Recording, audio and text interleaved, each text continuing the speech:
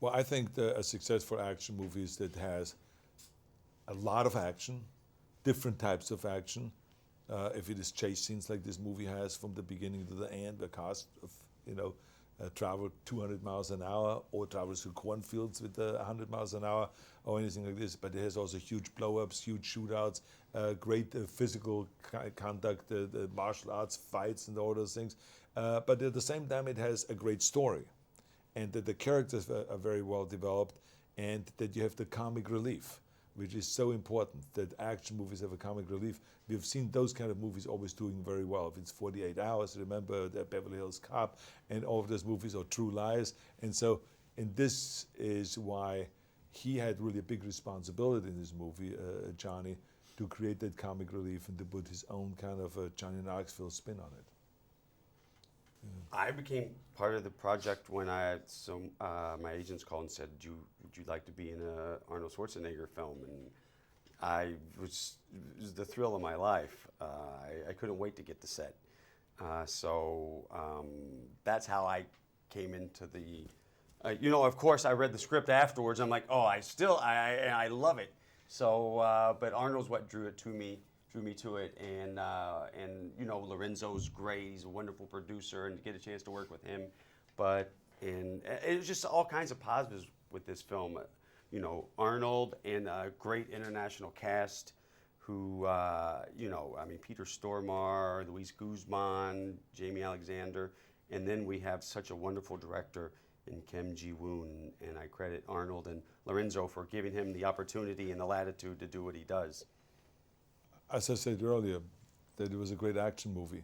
I wanted to do a traditional Schwarzenegger action movie with some extra spins and twists, and that's what this was. Well, I play a sheriff who has had a great history in law enforcement, having been on the LA SWAT team for 20-some years, but has gotten wounded many times, and it's now time to leave that job and to go back to my hometown and to be the local sheriff. It's a town where there's not much action at all.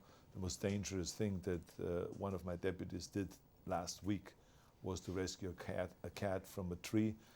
So it's that kind of thing, and all of a sudden they get overrun by the most dangerous mercenaries, and this little town gets caught up in a drug war, and with the most dangerous drug criminal and the whole cartel is descending on this town, so they're not ready for that at all. So it's the underdog that has to emerge as the victor, and we don't know until the very end how this is going to happen. I play Louis Dinkum, a colorful and cosmic nut who happens to own the local weapons museum and who has always idolized Ray, the sheriff, and wanted to be on the force more than anything in his life. But he's such a wild card that, of course, Ray will not have him on the force.